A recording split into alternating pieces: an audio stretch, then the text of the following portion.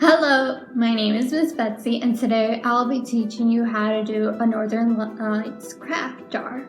So it's really simple. All you need is glow-in-the-dark paint, which I will provide if you want some. If not, it's really easy to find glow-in-the-dark paint. So as you can see here, I just did dots for this one. It's not, and I added some glitter and whatnot. So you can do something similar like this, with just dots around, and I'll provide two colors. You don't need a whole lot. It's really easy and simple to make. I will show you how to make it in a little bit. So the Northern Lights, the scientific name is called Aurora Borealis.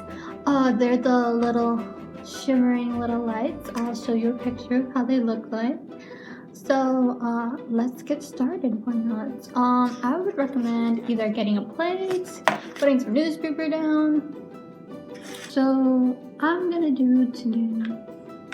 show you how to make it. So get your jar, and there's a lid.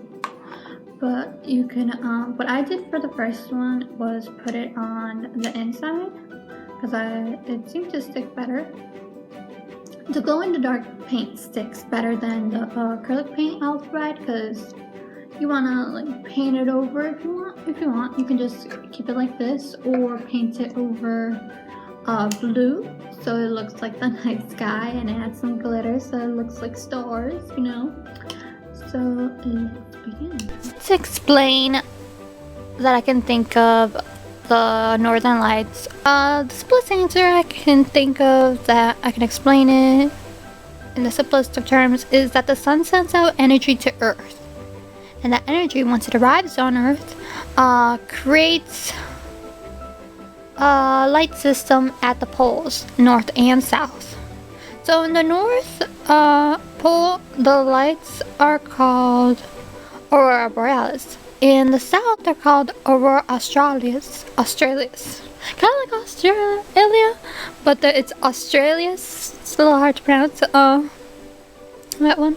But for sure, in the poles of Earth, there are these lights that you can see. As you can see here, I started using a different color. So what you can do between the two colors that I'll provide is just put them like side by side, or you could do one straight and squiggly and the other one dots, or just a mixture of the two. And it just all depends on what you want to do. So I did a mixture of like doing it on the outside of the jar and on the inside of the jar. So it just depends on what you see fit. I say do it on the inside, and then you don't have to worry about touching the paint and getting it all over yourself. So, and also how it charges up, it becomes glow in the dark per se, is you have to put it under a lamp or on the windowsill for at least 10 minutes. I would say more, just leave it on for a whole hour under a lamp or whatnot, and once you turn off all the lights, it should start glowing in the dark and it should work. And also it is if you do make a mistake that you think of as a mistake, you could just wipe it off with a napkin, and it is washable. It does stay on there once you do it. It does stay on there kind of forever. It seems like it's the glow in the dark paint, so make sure once you have it that you are okay with how it looks like.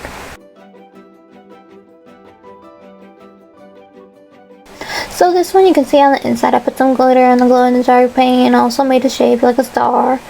You can add different shapes, so you don't have to do all squiggly lines and dots and whatnot. You can do shapes, and you can do some more stars, a dragon if you want to. Here I added blue paint because I wanted to look like the night sky. So you can add blue paint if you want to. I suggest sprinkling on the glitter into the blue paint so it looks like stars all around. So here you'll see as I paint it all around. Once you zoom in, once I zoom in closer, you can see how it looks like the glitter with the blue paint. It looks nice. You can put it all around the jar. If not, if you do it on the outside of the jar, I recommend putting it on first, or the white paint. I'll include some white paint if you want to. The blue paint does crack a little bit, so I'll be adding some Mod Podge. It's just like a clear paint kind of thing that you can put it on top and it seals it over, so you don't have to worry about it cracking and whatnot. Now that we finished with the craft, here's some facts about the Northern Lights. So here's some pictures that I got from the NASA website of the auroras. So some of the images that I got from the NASA webpage are from outer space or on Earth that astronauts took, or other people that work for NASA, maybe. So, although now that we know the auroras are made out of the sun's energy mixing with Earth's at the poles, it wasn't always like that. Some people had a different idea to what the lights meant. Like in Europe, they took it as a sign of doom, and in China, they were seen as dragons. So in the Americas, different native nations thought different things. Like the Cree nation believed that the lights were the spirits of the dead, that they were trying to communicate with them. The Algonquins believed that it was a fire created by their creator, that they believed his name is Nana Bazho. A little hard to pronounce. But that was the creator's name as they know it, and it was the lights were seen as a fire that he created, and as a means to say that he still remembered creating them and remembered them as always. Other native nations thought of the lights as a game between spirit animals, like the walrus playing like a ball game kind of idea. And others thought of the spirits as guides for the dead to lead them into the afterlife. The Menominee nation thought the lights were gentle giants fishing. And while in the Scandinavian countries thought of it as the Bifrost that connects the afterlife to Earth. A little bridge between the worlds. So that's kind of what it means to them. So I hope you enjoyed this video about the Northern Lights and how they come to life. And I hope you enjoyed the craft and you come and pick one up from the library if you want. If not, they're really easy to find. The glow-in-the-dark paint. You can use puffy paint. There's that's like, it makes it more 3D. That's glow-in-the-dark, an option if you would like. That's available in stores if you want to put it outside and make it more dimensional so that you can, when you touch it. And if you also can turn this into a little nightlight.